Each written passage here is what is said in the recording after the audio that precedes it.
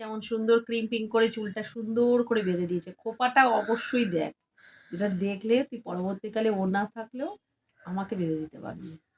এইটুকু অন্তত শিখে। আমিও তো রেডি হচ্ছি নাকি? তোর তো হয়ে গেছে তোর, তুই শুধু যাবি আর নিয়ে আমি পারবো না। কাকিমা ফুল নিয়ে এসেছে। দেখ তোকে এতবার বললাম তুই গেলি না, আর ও নিয়ে ঠিক চলে এলো। এবার খোপাটাও লাগিয়ে দিবি। সাজিয়ে দে আমার।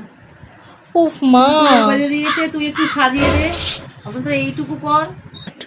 কি রে, আমাকে একটু করিয়ে দে, তুই তো এখন 10 বার ঘষবি আর তুলবি।